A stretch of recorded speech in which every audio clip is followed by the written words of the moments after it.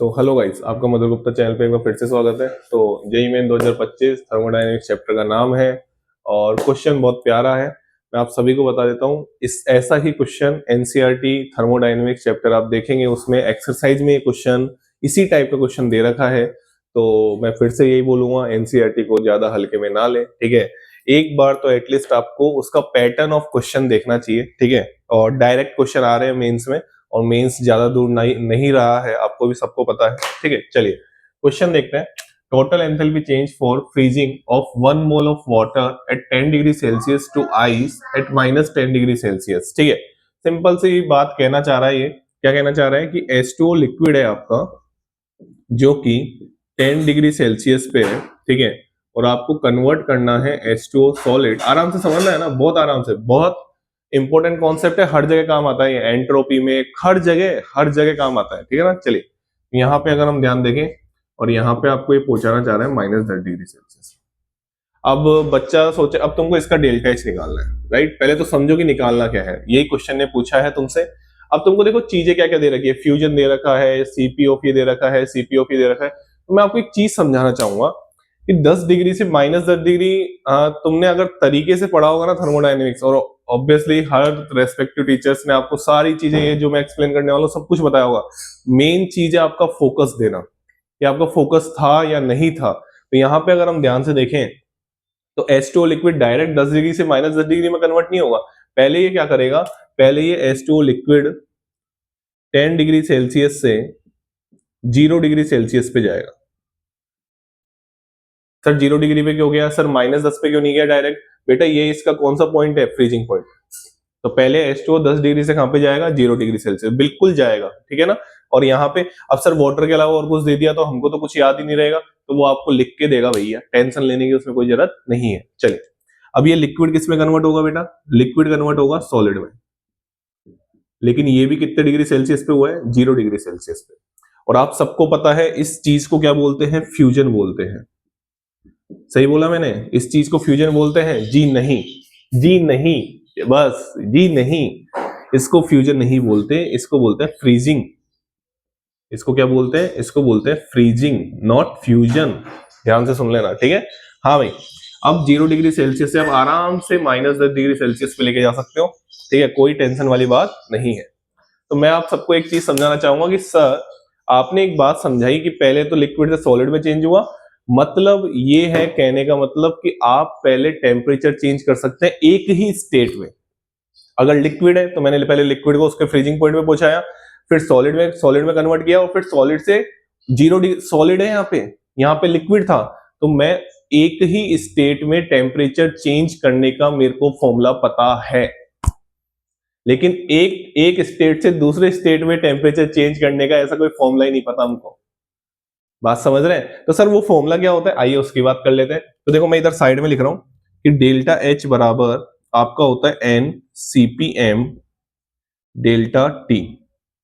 Delta T को आप इस तरीके से लिख सकते हैं, N CPM T2 minus T2 final temperature, T1 initial temperature, और ये आपका delta H enthalpy change at constant pressure, या हम सिंपल एंथैल्पी चेंज बोल सकते हैं, लेकिन हम इसको ऐसे ही बोल सकते हैं हीट एक्सचेंज। सॉरी, मैं वापिस अपने वर्ड को सही करना चाहूंगा, heat exchange at constant pressure, N CPM T2 minus T1। CP क्या है, molar heat capacity, obviously at constant pressure, at constant pressure heat capacity है, मोलर हीट कैपेसिटी है, हीट नहीं है, ध्यान से सुन लेना, ठीक है। तो आप आराम से क्वेश्चन को देखें। अब आपको यहाँ पे हेस लॉ लगाना है, कैसे लगाना है आइए मैं समझाता हूं। यहाँ पे डेल्टा H1 होगा, यहाँ पे डेल्टा H2 होगा, और यहाँ पे डेल्टा H3 होगा। अब आपको पता है हेस लॉ क्या कहता है कि आपके घर जाने के मान लो दो रास्ते हैं, एक रास्ता बिल्कुल सीधा जा रहा है और एक रास्ता गली में से जा रहा है। तो हेस लॉ ये बोलता है कि भैया जो आपने सीधे रास्ते से जो एंथैल्पी चेंज है और आप गलियों से जा रहे हो और वापस वहीं पे पहुंच रहे हो, वो उनकी एंथैल्पी के सम के बराबर होता है। ये हेस लॉ बोलता है कि आपने सीधे गए और आप इस रास्ते से गए, तो इन स्टेप्स का जो एंथैल्पी चेंज का जो सम है वो बराबर होगा डेल्टा एच। जी हाँ, क्या बोल रहा हूं मैं, आइए मैं इधर लिख देता हूं कि डेल्टा एच बराबर, कहां लिख दूं, यहां लिख दूं, डेल्टा एच बराबर, या मैं इसको रफ कर दूंगा बच्चा, आपने क्वेश्चन नहीं रफ नहीं कर सकता मैं इसको, ठीक है। डेल्टा एच बराबर delta H one plus delta H two plus delta H two plus delta H three. बोलो यार तुमको समझ में आ रहा है नहीं आ रहा? Delta H two plus delta H three, कोई दिक्कत वाली बात नहीं है। चलिए अब आपको ये सब पूरा दिमाग लगाना है डेल्टा एच वन निकालने में, डेल्टा एच टू निकालने में और डेल्टा एच थ्री निकालने में। आइए, तो जैसा कि मैंने बोला ये जो फॉर्मूला है वो एक ही स्टेट में टेम्परेचर अगर चेंज हो रहा हो तो आप लगा सकते हैं। तो जैसे डेल्टा एच वन में लिक्विड है, केवल टेम्परेचर चेंज हो रहा है, तो देखो डेल्टा एच वन क्या हो जाएगा इस फॉर्मूले से, डेल्टा एच वन कितने मोल है? 1 मोल है, देखो ये रहा 1 मोल है, ठीक है। चलिए तो 1 इसका सीपीएम, अब यहां पे चक्कर पड़ता है, किसका सीपीएम लोगे यहाँ पे डेल्टा एच वन के लिए? भैया H2O का लेंगे, क्योंकि H2O लिक्विड कन्वर्ट हो रहा है ना, कितना दे रखा है Y, तो यहाँ पे डायरेक्ट लिख दो, ठीक है। तो 1 इंटू वाई, T2 बताओ कितना है? 0 डिग्री सेल्सियस, आराम से माइनस 10 डिग्री सेल्सियस। देखो क्या मैंने सही लिखा? तो ये कितना आ जाएगा बच्चा? ये आ जाएगा -10Y।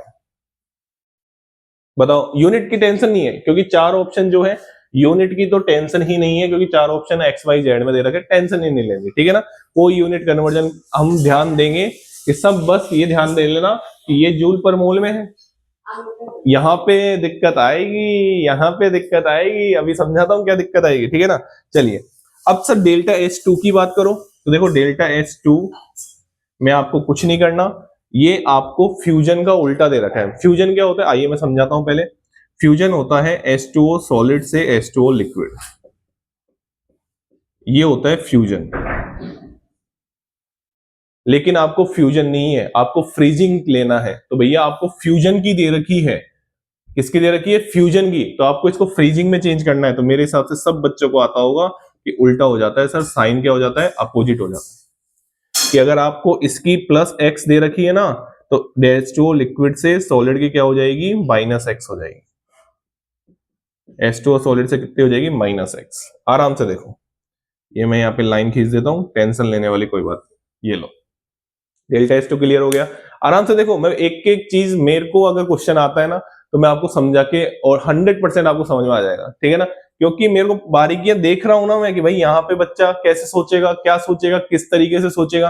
सर आपने यहाँ पे डेल्टा H2 को कैसे किया कि भाई आराम से तूने एक कॉन्सेप्ट पढ़ा होगा कि पहले हम फ्यूजन का अगर x है तो इसका उल्टा क्या हो जाएगा? -x। कोई टेंशन वाली बात नहीं है। अब डेल्टा H3 की बात कर लेते हैं। तो डेल्टा H3 मेरे हिसाब से यहां लिख दूं मैं, यहां पे आ जाएगा n कितना है? 1 Cp। अब किसका आएगा? अरे यार डेल्टा H3 के लिए फॉर्मूला क्या लगाओगे? n CpM H2O solid T2 minus T1, यही लगाओगे ना, ठीक है। तो CpM H2O सॉलिड कितना है बेटा? Z, ठीक है। T2 माइनस T1, T2 कितना है? माइनस का 10 डिग्री सेल्सियस, -0 डिग्री सेल्सियस। अगर आपने थोड़ी सी भी दिक्कत करी तो आपका आंसर गलत आएगा,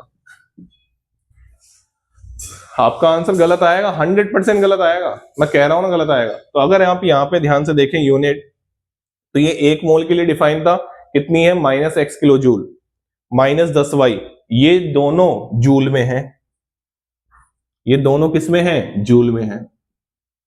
और अगर आपने इस पे फोकस नहीं किया तो ये यकीन मानो कि आपका क्वेश्चन गलत होगा, 100% गलत होगा। इसमें आपको क्या करना था, जब आप डेल्टा, अब मैं इसको ऊपर वाले को रफ कर रहा हूं, ठीक है ना, इसको ऊपर वाले को रफ कर रहा हूं, कोई टेंशन वाली बात नहीं है। अब हम आंसर की तरफ पहुंच चुके हैं।